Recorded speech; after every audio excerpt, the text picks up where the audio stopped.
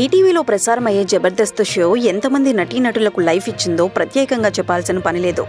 ఎందరో కమెడియన్స్ ఆ షో ద్వారా తమ టాలెంట్ నిరూపించుకుని సినిమాల్లో అవకాశాలు అందుకుంటున్నారు. ఇప్పటికీ జబర్దస్త్ షో ఇంత పాపులర్ అవ్వడానికి కారణం ఈ షోపై ప్రేక్షకుల్లో ఉన్న క్రేజ్ అని చెప్పొచ్చు. అయితే ఈ షో గురించి కొన్ని కాంట్రవర్సీలు కూడా జరిగాయి.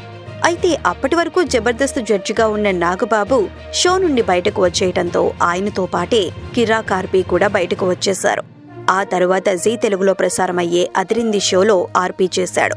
ఇదిలా ఉంటే ఆర్పీ ఇటీవల కొన్ని ఇంటర్వ్యూలలో మల్లెమాల సంస్థపై పలు ఆరోపణలు చేసిన సంగతి తెలిసిందే. మల్లెమాల సంస్థలో తిండి సరిగా ఉండదని, జబర్దస్త్ ద్వారా ఎన్నో కోట్లు సంపాదిస్తున్నా అక్కడ వసతులు సరిగా ఉండవని, సరైన తిండి ఉండదని, గౌరవం ఇచ్చేవారు కాదని ఆర్పీ షాకింగ్ వ్యాఖ్యలు చేశారు. అయితే ఆర్పీ చేసిన ఈ ఆరోపణలపై ప్రముఖ సీనియర్ కమెడియన్, నటుడు అయిన బాబు మోహన్ ఓ ఇంటర్వ్యూలో ఘాటుగా స్పందించారు. ఈ క్రమంలోనే ఆర్పీపై తీవ్ర స్థాయిలో మండిపడ్డారు.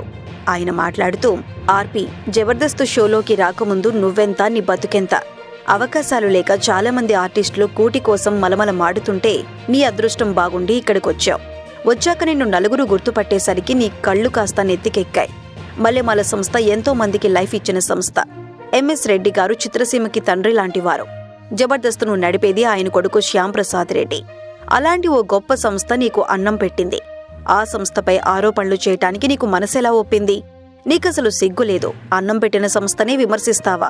ఎంతో మందికి పనిచ్చి అన్నం పెట్టే ఆ సంస్థ ఇంకా 10 కాలాల పాటు బాగుండాలి అని కోరుకోవాలి, కానీ ఇలాంటి తప్పుడు మాటలు మాట్లాడకూడదు.